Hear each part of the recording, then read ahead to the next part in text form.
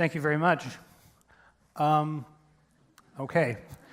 Now, I should explain that image. I didn't just put that up because March 1st is going to be the 12th anniversary of the day that George Bush went onto the aircraft carrier USS Abraham Lincoln and declared mission accomplished.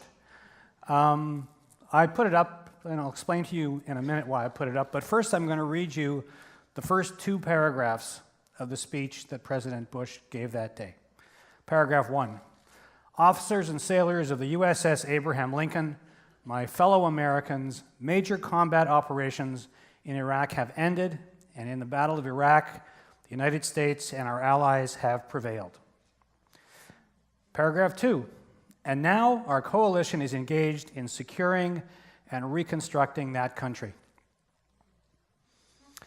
Those two paragraphs are actually very different, and they really go to the heart of what I wanted to talk to you about today. They represent two very different kinds of problems. The first one deals with a well-executed, time-limited operation with a very clear goal, that is to topple the regime of Saddam Hussein.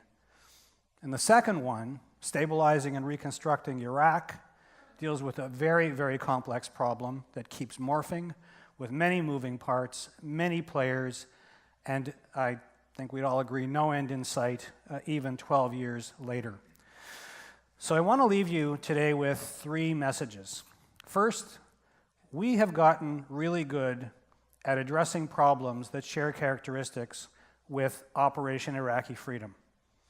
Secondly, many of our biggest challenges facing Canada and facing the rest of the world have more in common with securing and reconstructing Iraq than with winning a military operation.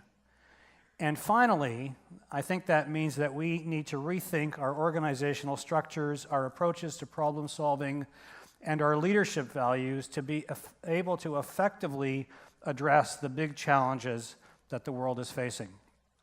Because, in fact, ladies and gentlemen, and many of you here, I think, have been in government or are in government, we are organized for the challenges of the industrial age. Our model is based on hierarchy and command and control, and it requires top-down planning and efficient implementation. It requires clear jurisdiction, clarity of mandate, very detailed descriptions of responsibility, and it does very well with certain things. It does very well with the mass production of standardized services. It does well with executing complicated projects, things like dealing with natural disasters or collecting taxes, or even, with all due respect to Chris Hadfield, who will be out here in a few minutes, putting a man on the moon. And the thing about these kinds of projects is once you perfect a technical or a process solution, you can generally repeat it successfully over and over again. And it's great that we have developed this capacity because there are plenty of these problems. They're not going away anytime soon, nor is the vertical command and control model that deals with them. But I would say it's less effective in addressing many of the challenges that we now face. So there's been a lot of thinking over the past year or so, heading towards Canada's 150th anniversary, about what are the issues facing Canada and the world. There was a series in the Globe and Mail recently. The Social Science Humanities Research Council has looked at a list, as has the Trudeau Foundation. So here is a typical list. It's not an exhaustive list of possible challenges. Climate change, global food, water, and energy security, income inequality and poverty that we just heard about. What are the implications for Canadian sovereignty in an interconnected, resource-challenged, and warming world? What about threats to global peace and security from organized crime, from terrorism, and from conflict-affected and failed states? Or the future of our relations with Aboriginal peoples? Or how to promote population health with shrinking budgets, a growing burden of chronic disease, and an aging population? Or the implications of new technology on the future of work? As I said, this isn't an exhaustive list. I didn't come here to debate, what should or shouldn't be on the list, but just to illustrate the kind of complex issues that have emerged and the fact that a lot of these issues actually have connections with each other. Now, you would be right to note that a lot of these challenges are not new. They've been with us for some time, but I think that what has changed is the context within which we deal with these things. We face these issues in a world that is a lot more complex and connected, a world where power is diffusing and there are a lot more people demanding seats at the table. In international relations, we are witnessing a global power shift from the West to Asia and to the global South. And at the same time, we're seeing a transition from an era of American dominance to the reemergence of a multipolar world. And we are seeing the emergence of what we call non-state actors who are using new information technology to insist that their voices are heard. Forces for good and forces for evil. For everybody from people like Avaz.com, who does human rights petitions online, to ISIS, who have been quite brilliant at the use of social media to recruit. Now, in international relations, the growing number of players makes coordinated action more difficult than when power was concentrated in the West. And it has had an impact on the ability of our global machinery, our global governance bodies like the United Nations or the World Trade Organization, to get things done. Just think about how long negotiations have been going on the Doha round of trade negotiations without completion, or just think about the difficulty of achieving a comprehensive global agreement on climate change. But the same, I think, is true for domestic issues, where you've got people who are empowered by information technology, who demand to be heard, and who are using all means available, whether it's social media, traditional media, going to the courts, using international bodies. Just think about how environmental, non-governmental organizations and Aboriginal communities are demanding to be heard on natural resource development issues by governments and by the natural resource industry. So in this emerging world, I think the measure of power is connectedness. And there was an article written by Anne-Marie Slaughter in Foreign Affairs magazine in January of 2009 called America's Edge. And I'm just going to read you a short quote that I think captures some of this and maybe a little bit more. She said, "Men tend to see the world as made up of hierarchies of power, whereas women tend to see the world as containing webs of relationships and seek to move to the center. These two lenses capture the difference between the 20th and 21st century worlds. In this world, the state with the most connections will be the central player." So the context within which we face these big challenges has changed, with power shifting horizontally and shifting downwards and a lot more players in the mix. And that list of challenges and others like them have some common characteristics. First of all, for those of you who may remember the late Arthur Kroger, who was a deputy minister in the 1970s and 1980s, he coined a phrase, I think he coined the phrase, that we are dealing with permanent problems.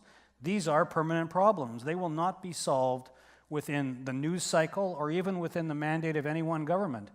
And with all due respect to George W. Bush, there is not a moment on these issues when you get to say, mission accomplished. And each one of these complex issues has connections to other issues. So for example, if you're looking at policy instruments to intervene, the effectiveness of any one type of policy is going to be dependent for its support on other related instruments. So let me just unpack that for you for a second. Let's take criminal justice. If you want to use the criminal justice system to fight crime, it's not enough to pass tough-on-crime legislation unless you're also putting resources into policing, prosecution, and the courts, because it's actually a system. And because it's a system, you will be as effective as the weakest link in your system. Or, to stay with the criminal justice analogy, you need to understand what other disciplines can bring to the table. If your goal is crime reduction, you need to look beyond the criminal justice system to measures that address poverty, increase access to quality education, provide economic opportunity, provide healing for victims of abuse, and in fact, these may have a greater impact on crime than resources in the criminal justice system. And another characteristic of these challenges is that they're not static. They change. They are what's called emergent. And this means that there is a constant flow of information, and actors are constantly adopting their behavior in response. There's a great book called Power and Love by Adam Kahane, and he has a wonderful example of dealing with an emergent issue, and he chose the economic transformation of China, which is a pretty big issue. So Deng Xiaoping, who was the late Chinese leader who really led the economic transformation, referred to an emergent approach when he explained the challenge of transitioning China to a socialist market economy. And his approach is the antithesis of central planning. He said, "We are crossing the river by feeling for stones." And because we may not clearly see the connections between issues, we sometimes end up with unintended consequences. And my favorite example of this is the 2008 financial crisis, which can be traced to a number of distinct yet interconnected events, including the relaxation of bank regulations, low interest rate policies, the invention of new financial instruments. Now, some people could see some of these elements. Almost no one saw them all. And I think no one anticipated the impact of the drop in housing prices on the whole system, and the rest is history.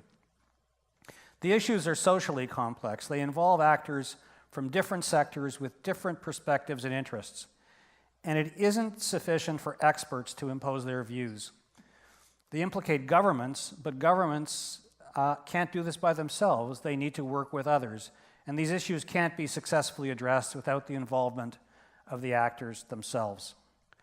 So to summarize my argument to this point, we are facing complex challenges that involve a multiplicity of players, where there are deep connections between issues, where the challenges keep evolving, but our public institutions are structured to deal with a different kind of challenge. They're vertically structured, and those hierarchies aren't going to disappear anytime soon. So the question is, how can this vertical model adapt to the emerging networked world? Now, there's lots of research and literature on trying to get at aspects of this issue. Brenda Zimmerman at York has been writing on complexity theory, and especially as how it applies to the delivery of healthcare. Jocelyn Bourgon, who's the former clerk of the Privy Council, is leading something called the New Synthesis Project, which is about building the capacity of public institutions to be prepared for the challenges of the 21st century. And there are people like Adam Kahane and Zaid Hassan who spent years convening multi-stakeholder dialogues to address tough problems. And right here in Ottawa, the Public Service of Canada has undertaken an initiative known as Blueprint 2020, which is about building the public service of the future. And what's interesting about that exercise is that it's a bottom-up exercise, and it's crowdsourced ideas from public servants.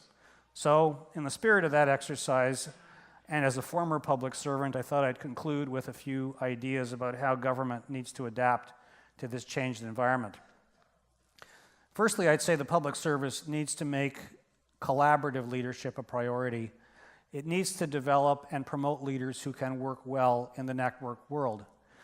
Now, we have talked about this for a long time, and if you look at lists of management competencies that the government puts out, attributes of collaborative leadership appear on all of them, but the reality is that there's still too many leaders working in silos and protecting turf.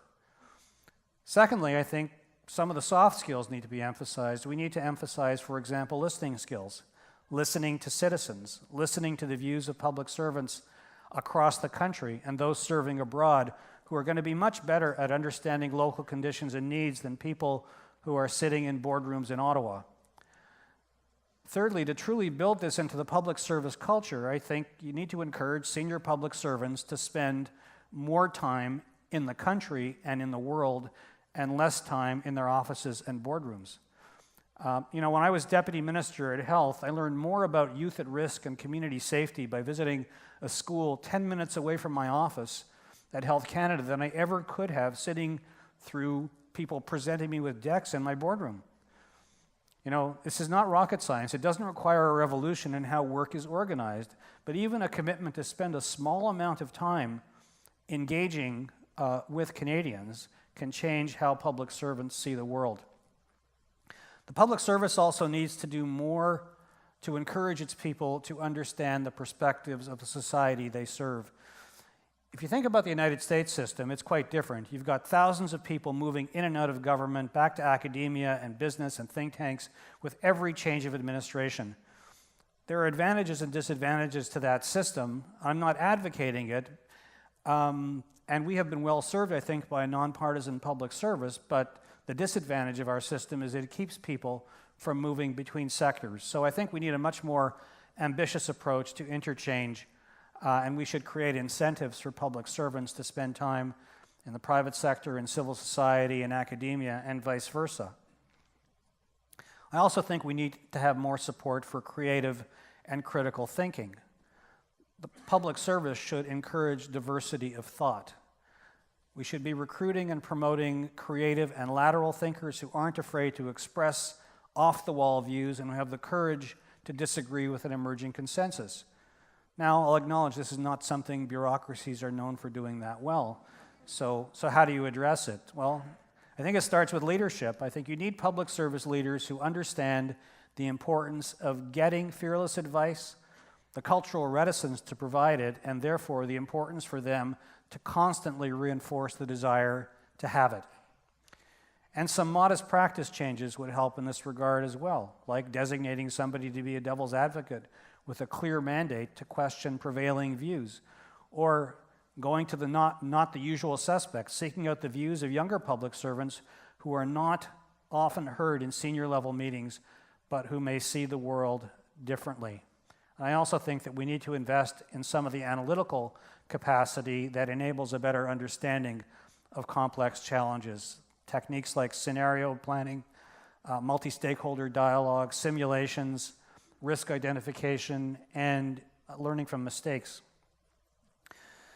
So the last thing I want to say on this, so far I've talked about the public service and how it needs to adapt, but in a sense the elephant in the room is that the public service is not elected. The public service serves the elected government, and there's only so far public service leadership can advance reform without buy-in from elected politicians. And none of this is going to work without a commitment to a relationship of trust and confidence between the government and the bureaucracy. So I think it's important to look at ways that could happen. The Prime Minister's Advisory Committee on Public Service, in its latest report, actually provided some interesting recommendations in this regard. They encourage the government to empower public servants with information technology, but not just with information technology. More importantly, the committee says they should be empowered with the freedom to do their jobs better. They say responsible risk-taking in the service of the government should be the norm and not an ambition. And that's very welcome advice to a lot of public servants. And they also emphasize the importance of long-range thinking about longer-term issues. The Prime Minister's Advisory Committee recognizes that the government needs to support an intelligent, connected public service that can draw on ideas and experience from around the world. So, to conclude quickly, I have 7 very quick points. First, we have been very well served by public institutions built for the challenges of the industrial age. Second, the world is more connected and more volatile now, with more voices demanding to be heard. Third, we need to reform our institutions to succeed in this new world. Fourth, how we do this is itself a complex challenge. And fifth, it will not happen quickly. There are many impediments, and we're going to make a lot of mistakes. And sixth, the biggest impediment of all may be complacency, that is, reluctance to change a model that has served us really well. So seventh, what is needed most is leadership that understands that the world is changing, that complacency is a trap, and that has the vision and courage to enable this transformation. Thank you.